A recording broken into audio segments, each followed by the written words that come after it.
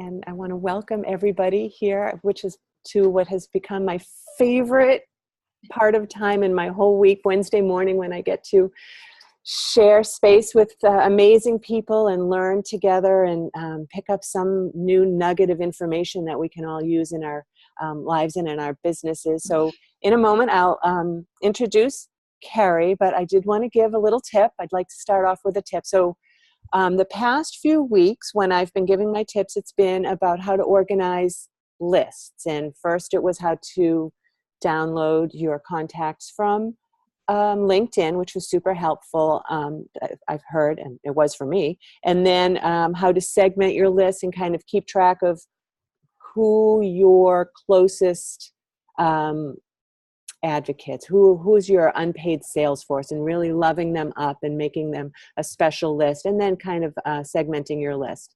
And today, because Kerri always inspires me to be organized and to like clean my stuff up. I'll remember, Kerri, and you had that challenge in your group. What's the name of your group? Feels better, flows better, Feng Shui for inspired living. So that was so helpful. You had a challenge one week, and every day it was something else. And I remember the one that felt so powerful to me was to go through your emails and just get rid of the ones or make folders or whatever, so that you had a nice, clean inbox that felt manageable. And honestly, it felt like magic. Yep. So here's something that I've been having a conversation with people. And what it is when I talk about being authentic and, connect online. So everything I do is digital online. So being authentic online and not being selly and making sure that people know who you are, what you do, what you're interested in, giving information, giving resources, offering support on the different online platforms that there are, it can get overwhelming. And what I found was I forgot that there were groups that I was involved in that were having great conversations, but sometimes I would forget to check in on them, number one, and to be authentic and to be resourceful and to give. And then the other thing is that I had a program coming up. I have the Accountability Mastermind program coming up, and I really thought it would be useful to a lot of the entrepreneurs that are in some of the small groups that I'm in. And so what I wanted to do was offer that to them, let them know that it was happening in a resourceful way, but I didn't want to spam them. And you know how it's so hard to remember which ones you're in. So I'm going to share this with you guys today because I'm super excited about this. So I'm going to share my screen. Let's see which one, group posts. Here it is. So what I did, can you guys see my screen? No. No. Okay, let me try it again. No. Stop share. Share screen. How about now? Yes. Okay. So what I did was I went through, I should probably show you that part too. Hang on. I went through my Facebook, and on the left-hand side, which I'll show you, you can see all your groups. And I copied the name of the group and then added the link to the group here, so that boom, I can just go right to the South Coast Women's Network. Boom, I can go right to She Breathes Women's Business Network. And then when I had things that I wanted to post, so like today's question and answer period session, or my Accountability Mastermind group, or that Constant Contact was having a 50% off, I could go right to that group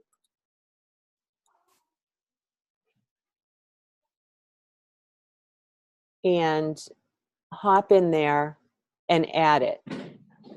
Wow. And I had the text already copied someplace. I had the text that I copied and the image that I wanted to use, and then I would go in and tag people. So for instance, when I added to She Breathes today, I don't think I added to this one. When I added to She Breathes today, I made sure to, even though I had the text copied, and then I pasted it in, I went back and added the tags so that Kerri was tagged in it and that Kerri's business was tagged in it up in here. So I also tagged the She Breathes business so that would get a little bit of an extra tip too. So that's my tip for today, to organize yourself. If you're in your regular Facebook, this is where you find it. You go to your Facebook page and you go here to groups, Mhm. and all your groups, you'll find them there. So you can just copy the links to all of those groups. That's my tip for today. That's simple. I love lists, right? Then I just have to remember, where did I put them? So that's why I love Google, because everything lives in my Google, my Google documents. Other people have other things. I've started using Evernote, which is super helpful as well. Okay, so that's my tip. And now what I'd like to do is find out where my other page is so that I can introduce Kerri this morning. So Kerri Miller is the founder of Feng Shui Pathways and the author of the book, Feels Better, Flows Better, Feng Shui for Inspired Living. Kerri tells us that she's passionate about sharing benefits of Feng Shui with others so they can be empowered to create spaces that feel better and flow better. She believes that a space that feels good can exponentially impact all areas of life in a positive way. Kerri does offer private Feng Shui consultations on site or by phone, and she facilitates a number of online group Feng Shui programs. Her superpower is that she's able to identify how our surroundings may be keeping us out of alignment with the life that we want. And let's see, I like to share the book that you mentioned as well. A book recommendation for the group, of course, is her own book. And also, she recommends The Western Guide to Feng Shui by Tara Catherine Collins, and also Feng Shui for the Soul by Denise Lin. And today's topic is how your surroundings impact your health, your wealth, your partnerships, your career success, and more. I'm so glad you're here, Kerri. Thank you so much for having me. What do you have to tell us today? Yeah, so I really feel like I think most people are aware that they are influenced by their surroundings, but they don't give it enough weight.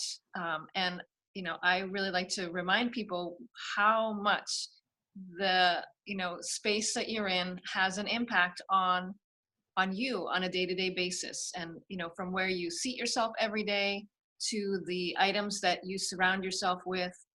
It all is interacting with you and your body and the way the energy flows around you on a subconscious level. So you may not be aware of it, but it is really having an impact on you. And so if you are facing struggles in your health or in your financial life or your relationships, or you're not getting as much business as you want into your career, your work life, I really encourage you to take a look at what's going on in the environment around you, because it can be blocked and not allowing chi, which is the same thing as love or money or opportunity, to get to you. And it's not that hard to make simple adjustments to allow it to flow. And when it is flowing, rather than swimming upstream and struggling with day-to-day life, you're really able to float. And things are easy and graceful, and opportunities come, and money flows, and relationships are easy. So it's very powerful. That is so. Tell me more. I assume that I don't know what she is, Yeah. or I don't know. I mean, that's why I just show you guys this stuff here instead of what's all over in here. I can only imagine. Like, what are some of the things? So first of all, what is chi? And then how can we affect that?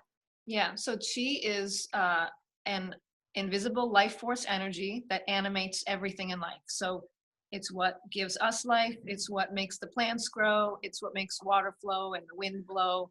It is invisible. You can't see it, but it is affecting us in all ways.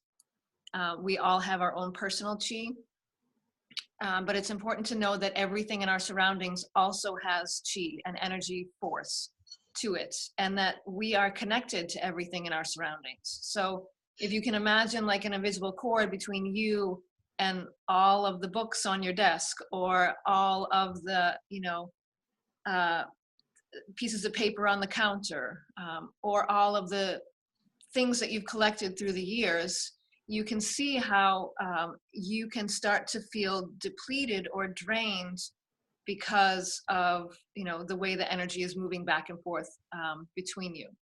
So, you know, if you surround yourselves with things that uplift and energize you and make you feel good, your chi is going to be raised, your vibration and frequency will be increased. And if you surround yourself by lots of things that don't have a big wow factor, you know, they're maybe just placeholders or they don't really lift you up, then, you know, your energy is affected by that. And if you surround yourself by things that are heavy, maybe they have emotions attached to them like guilt or grief or fear, then you can really be lowering your own personal energy to a great degree. So, Okay.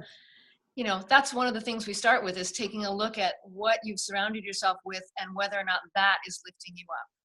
And when we start releasing those things that are heavy and holding you back, that's when the chi can really start flowing.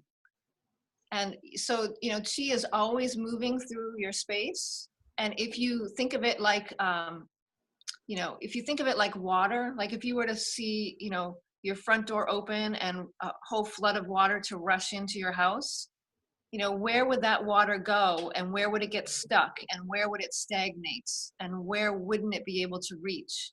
You know, that's kind of the same way that chi is flowing. So when there's a lot of stuff in the way, it affects how the chi is flowing through your house and what parts of your house it can get to, what parts of you, you know, it can nourish.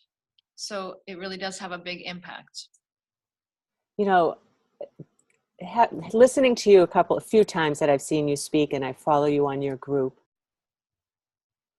Let's say a couple of years ago, if I had learned about this, I would have not necessarily paid attention. But listening to you, and you're so, you know, just really intelligent about it, and you really give the facts.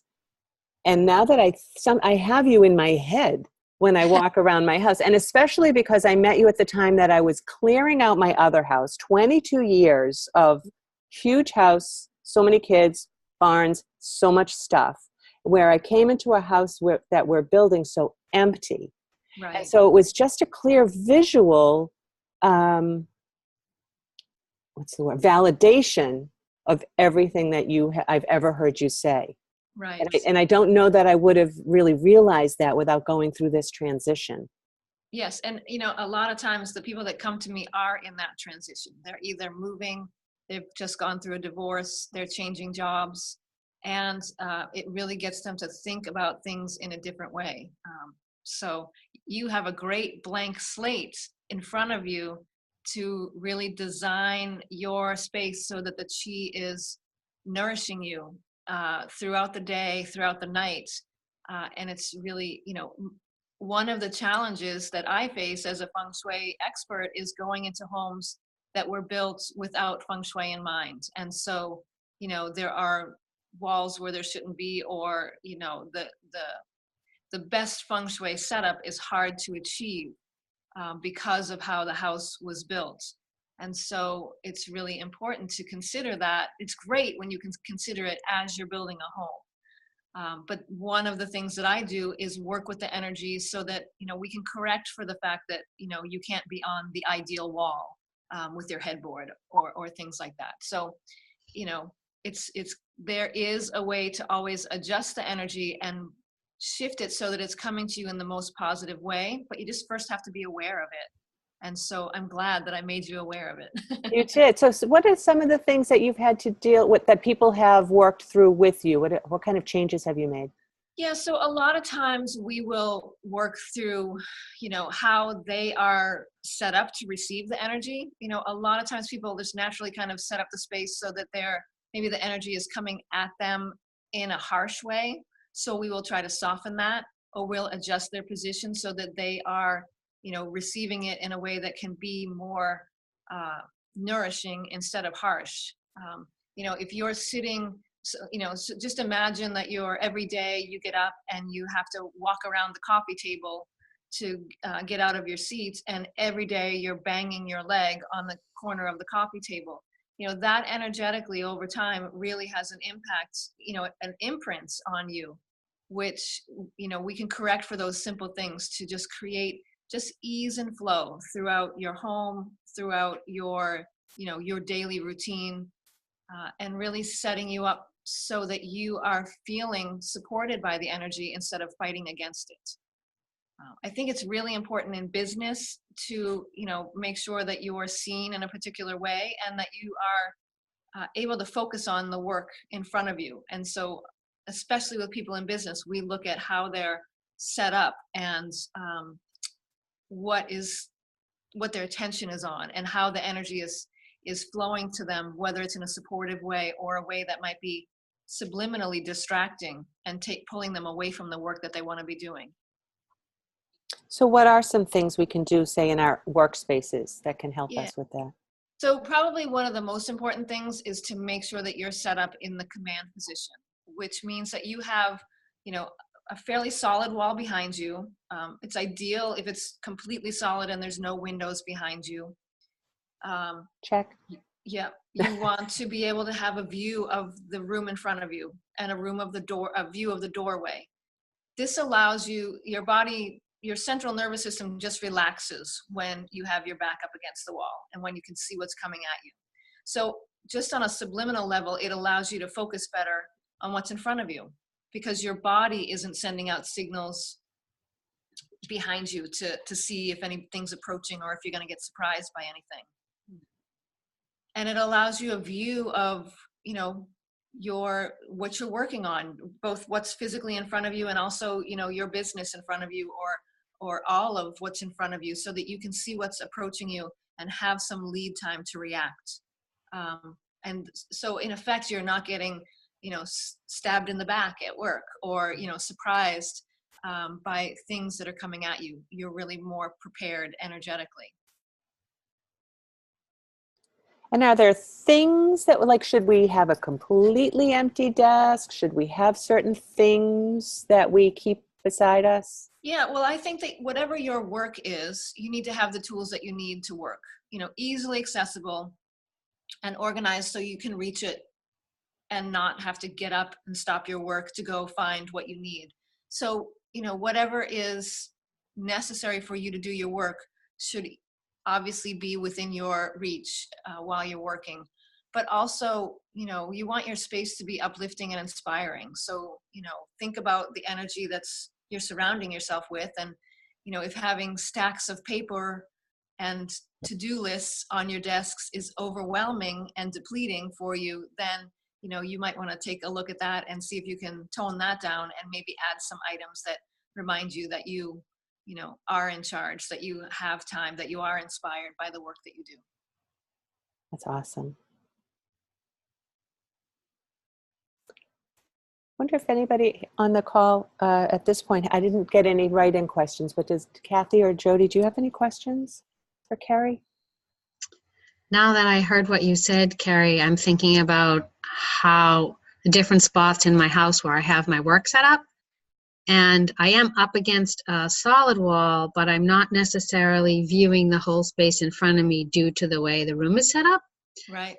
So let me just comment on that. So when you're facing a wall, it can often feel in your work like you're always coming up against a brick wall, like you can't move forward. So if there's a way that you could flip yourself so that the solid wall is behind you, yep. So at your back, and then you have, all this space and opportunity in front of you. Guess I got to rearrange a few pieces of furniture.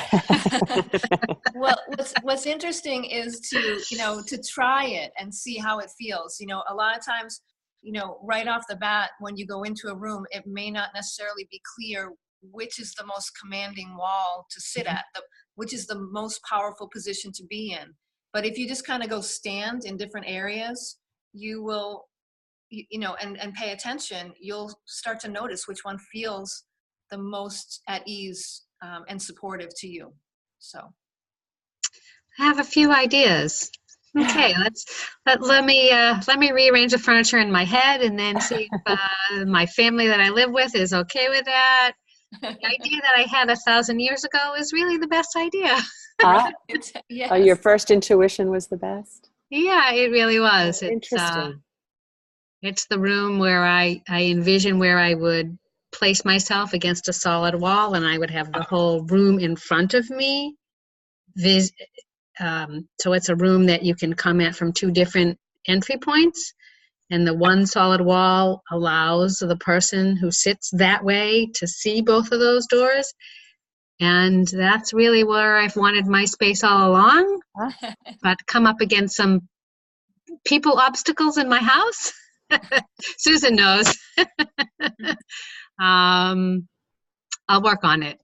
Yeah. I would be curious to know if you do switch it, notice how you feel, even just go stand in that space and see how you feel in that space. It really does bring, if you pay attention, it really does bring a sense of relief to your own physical body. And it will also help to, a lot of times improve your business, allow you to focus better on what you're working on and allow you to have more opportunities come your way. I feel it. I envision it. I see myself sitting in that space and working that way. It's pushing my husband, who is not good with change, to change. Susan understands. She knows Larry. He'll come home and it'll be changed and you'll be like, I don't know, it just happened. Kerri. It was Kerri. Actually, you can quote me on it. Okay. Yeah. Kerri, I have another question. So Kathy's getting a few things done, but she did put something in the chat. And her question is, she would like to know what a big, and these are in capitals, big, piece of advice, if you had one thing to tell us to do today, Kerri, what would it be? Oh, gosh. Can I do two things? Sure, yes. So the first thing I would say is to, take a look around your space and see if you can find 3 to 5 things that are no longer serving you and release them. Like literally, like get them all the way out. Don't just put them in a pile by the front door to go eventually to the donation place. See if you can actually move them on. That's creating space and allows energy to start flowing. So especially if you're feeling stuck or stagnant, that will really get the energy moving. Oh, I love that. Yeah. And then the other thing would be to open up your front door, either the front door to your business or your front door to your home, and sweep the front steps. And really, that's the same thing. You're creating circulation and energy and calling energy towards your front door. It's the most important area of the house or your business in terms of Feng Shui, because that's where all the qi originates from. And you want to call the energy in there. So sweep the front steps, and it's great to freshen up any plants that you have outside on your front steps. Put a welcome wreath, a welcome mat, and really call the energy towards you.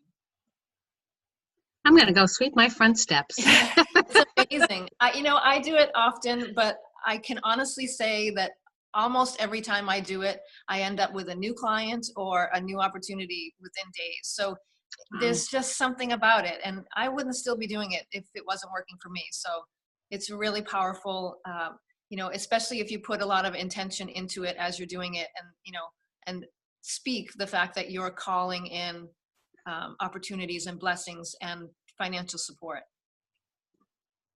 That's what I'm doing after the end of this call. I'm getting a broom and I'm sweeping the front step. And I think that speaks to a lot of what we talk about in the group or in She Breathes or just in general, is that it's setting your intention and being aware.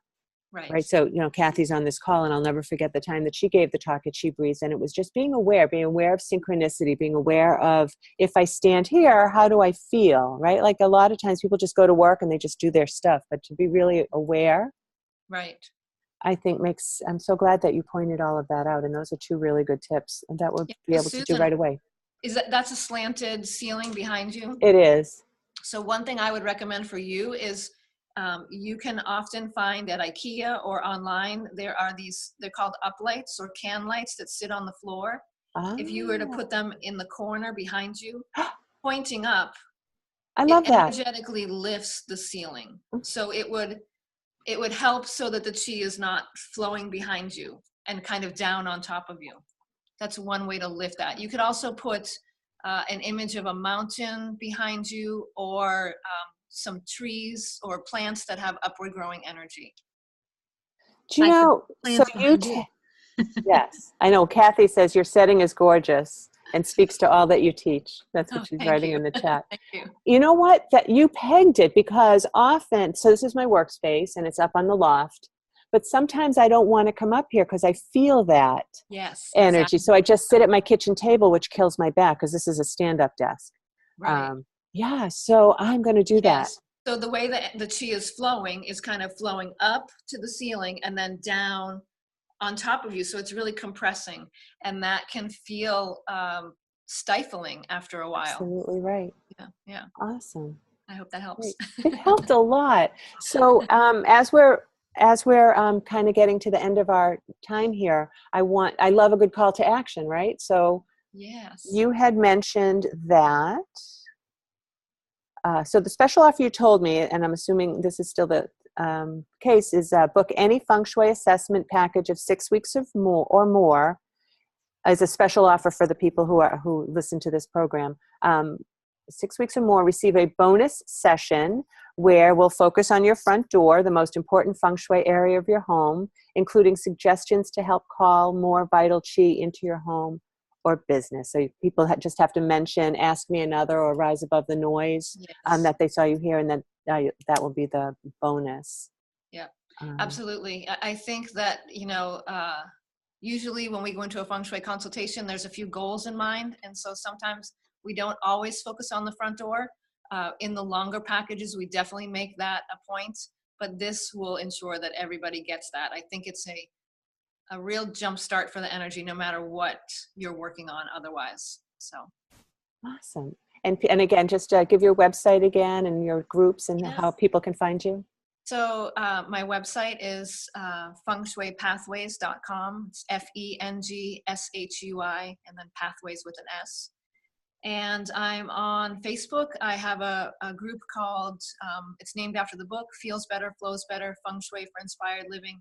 And I do lots and lots of videos in there. Boy, you do.